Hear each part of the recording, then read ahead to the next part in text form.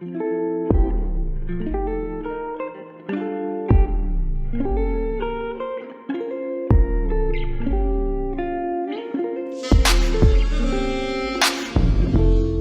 guys, this is Robert. I am the GM of High School DnD. Today I'm being joined by Paul, who's one of the funniest role players I know. Hey Paul, how's it going, man? Hey man, pretty good. Thanks for joining me today, Paul. I got a couple questions for you, just kind of give a chance for our viewers to get to know you a little better and get to know the character you're playing. What was your first experience with role-playing games, and what's the best memory you have with role-playing? Actually, and I have something special here, my role-playing experiences started in middle school and early high school with the EverQuest role-playing game, which some friends and I played, and actually, I found the books. Nice. I had them laying around, and I was able to find them recently, and me and my friends looked over them, because also we had our original character sheets from just about 10-15 years ago here. Dude, isn't that like freaking gold finding old character sheets? Absolutely. Didn't expect it at all. I was so super happy to find it, and super not happy to see the kind of stats I chose in my wizard.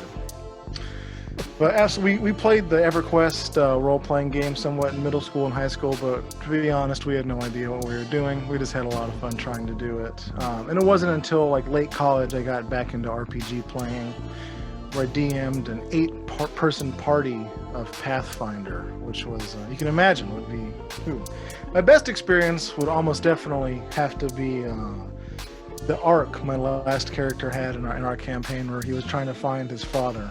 I think, sounds a bit emotional, but it was hilarious. Yeah, Paul was a part of a previous campaign I ran, which Ross and Tyler were also a part of. I have some experiences with David. Joanna, I have none whatsoever, but she seems like she's gonna be a lot of fun to roleplay with. Absolutely. Joanna and I have known each other for years, actually. She's my piano player. She and I play recitals together. I play trombone, she plays piano, and we play a lot together. So that's how we really got to know each other. And when she said she was getting into Dungeons & Dragons, I thought it was just a no-brainer to invite her to our campaign. You were playing Ryuji. Is it Saito Ryuji? Saito Ryuji. Family name Saito, first name Ryuji. So can you give us a quick breakdown of Saito Ryuji? Well, let's see. Ryuji, I see him as a sort of self-imposed loner. He doesn't have a problem talking to people, but people might have a problem talking to him. He's not necessarily a conspiracy theorist, but he considers himself to have maybe alternative education. He does a lot of reading, but never for school. There's a lot of online forums, none of which are helpful for just about anything. He considers himself to be very knowledgeable, possibly more knowledgeable than his teachers, who have drank the Kool-Aid, for lack of a better phrase. I'm planning on having him be a shadow sorcerer eventually, so I think some of the characteristics of the shadow sorcerer will come into him. He's a very charismatic fellow. He knows how to talk to people. He knows, well, you ever talked with someone who's great at arguing, but they have no idea what they're saying is so incorrect, it just matters how they're saying it? That's Ryuji. Yeah. That's absolutely Ryuji. He's Dale Gribble, if he ever found out that he was correct about all the conspiracy theories he had. Or maybe he doesn't even know he's correct. So Paul's huge into King of the Hill. I love King of the Hill. I'm nowhere near Paul's level. Mark, the frontman of Rogues, which I play in Rogues, he's also a big King of the Hill guy. Good man. The most important question that's probably going to be asked tonight: what is Ryuji's favorite food? I thought a lot about this. I thought surely Ryuji likes something fringe. Surely he's takoyaki cart in the street somewhere that's not related at all to some big business, or surely maybe it's a special candy you can only get in a certain convenience store or something. But I think Ryuji likes ramen. I think he likes the warm predictability of it. In a life where everything around him seems to be whirling and swirling around and an unpredictable mess of conspiracies, I think he likes the predictability of a food that's always going to be delicious and always be warm and tasty. Is he like a cuisine ramen guy, or is he like an instant ramen guy, or? Absolutely cuisine. I think I imagine he has a favorite ramen shop that he goes to sit alone at and get away from his household, maybe his parents or his sister. And we may explore that a little bit in game. I'm sure Ryuji has explored many avenues that have brought him to some trouble at some point. Some of that could also be grounds for expulsion. So if he was ever expelled, what would be the reason why he was expelled? He's not a huge troublemaker. I think he likes to think he's a delinquent, but he's certainly a goody two-shoes. But if he was ever to get expelled, I think it would absolutely be for talking back to the teachers and being vehemently convinced that he was absolutely correct and they were absolutely wrong. Maybe a small classroom uprising, maybe a walkout, and maybe the nice teachers, the stern teachers, he probably stays quiet for. But the nice teachers, he probably finds some way to oppose.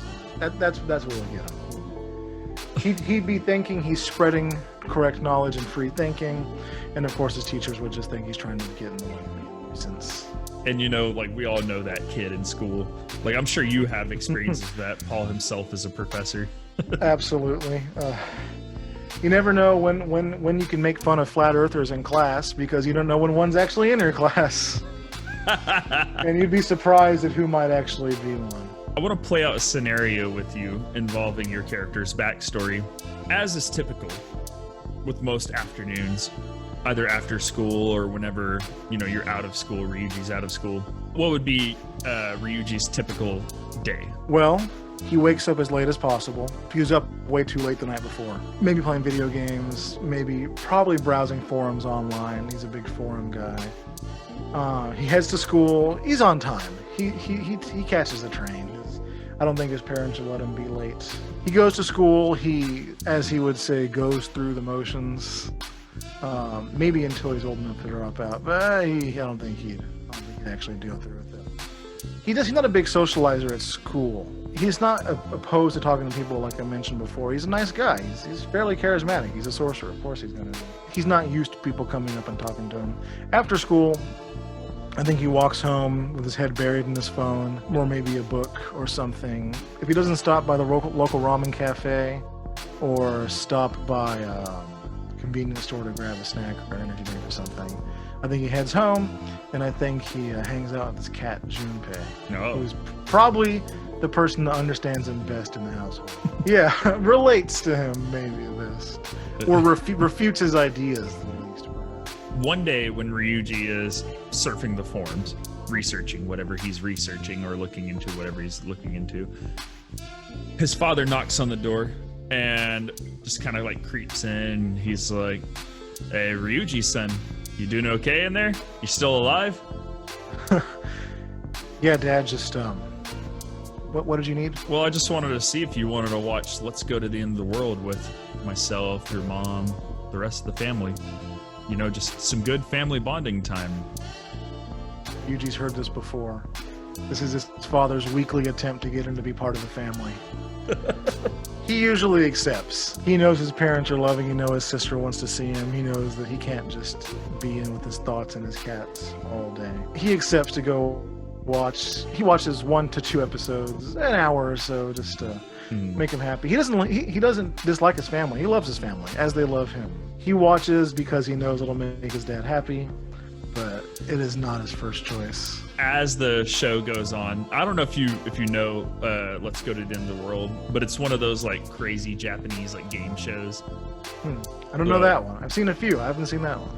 I have barely seen any. I know there's that one that they used to show a lot. MXC, is it? It is MXC. That's what it is. I loved that one. Yeah, classic. His sister and his mom, it gets later. They go off, and his dad has his pipe, and he's sitting back, and he lights it up, and he's... "So, son, I saw a paper on your desk one day. I couldn't help but notice it, but it said, are there other dimensions? Are you okay, son? Is there something going on? Are you researching something? Maybe it's a project. I don't know. I don't feel like we really know you that well anymore." He's taken it back, certainly. I was working on writing a book, Dad. I was thinking about maybe a book I could write. I read so much science fiction, I thought maybe I could be a writer sometime or something. Of course, he's lying. He's bluffing. I think he thinks it's a reasonable explanation. It's noble of you, but is writing really going to make you money? Is it really going to provide you a future, Ryuji? Why don't you study architecture? Be like your old dad. Ryuji holds his tongue because he knows his dad only went into such a career for the money, and it's not actually what he wanted to do, which was to be a teacher. I think Ryuji brushes him off. Oh, I don't know. Maybe he has an angsty moment of, you don't know me, you don't know who I am. So I could see him, especially if he's 16, I could see that happening. No, he tells his dad, no, lots of people, I think he goes for the sympathetic approach. Lots of people make money as writers now, and I think I have a lot of interesting ideas. And he says that knowing full well that he has a whole bunch of interesting ideas. He just happens to think they're all true. Make sure you have a backup plan, okay, son? That's all I'm saying. Absolutely, Dad. I better go to bed. Your mom's waiting, and you got school in the morning. It's your first day back. Don't be late, okay? And I know you'll make me proud. I love you, son. And he gives you a pat on the back. He says, you got you, Pops. He heads to bed. He affirms his father's love. He tells him he loves him too. He affirms everything. He goes to bed, hoping that he kept up the facade. He's convinced maybe he's some bad child, but his parents know he's great. He loves his parents. He knows his parents love him. So, when Ryuji's heading to bed, something on his monitor catches his eye. Just maybe like a small 5 to 10 pixels. What appears to be a rat, and staring directly at Ryuji from the screen. And this is like a picture that, I guess the best way to describe it is that rat is so out of place and doesn't even look normal for a rat in the first place. So I think Ryuji sees this rat in the screen. I think he pulls out his phone. I think he immediately tries to take a picture of it and immediately thinks, oh, what is this? So it's sort of a Bigfoot situation. He sees Bigfoot. He's in this, he doesn't know how to respond. The first thing he thinks is, how am I going to prove it? He tries to pick out his phone while he's looking away. I imagine by the time he looks back, the rat is gone. Either way, the first thing he does is try and find some proof that he actually saw it. I think immediately afterwards, he opens his antivirus and runs that. He probably thinks it's one of his arch rivals out there. Not that he's ever actually had one, but he's sure convinced he has. Probably one of his arch rivals out there trying to finagle him or bamboozle him in some sort. The numerous trolls. Oh, absolutely. So many of the sheeple. or the people that know and are keeping everyone else quiet. Probably one of those people. He goes online, he Googles it, he searches for any instance of this. He posts on all the forums especially. I imagine they don't get much traffic. I'd imagine he's not taken too seriously. But he definitely posts about it, definitely searched for it, and I doubt he got the evidence, but he sure tried to get it. Maybe a blurry picture of it disappearing or something at best. Maybe Ryuji will find the answer in the near future. With that being said, Paul, thank you so much for joining me tonight and for this campaign. I think it's going to be a blast, and I'm so excited to play with you guys. Is there anything you want to say to the people who are viewing this content? Mostly hope that you like our campaign and enjoy this really, really unique setting that I think we've chosen for this. Yeah. I think this idea started as such a small, just like, that'd be funny, and now here we are, already in the middle of it, and I'm real excited for everyone to see what we have planned for this. I think we're going to do really good at this setting, and I think a lot of the characters have a lot of good synergy with each other. So I'm really looking forward to seeing how we work out with each other. But yeah, I really hope everyone enjoys what we have to offer. Yeah, and I'm excited to see how this all develops. But all right, guys, until next time, y'all have a good night. Like and subscribe. See you later.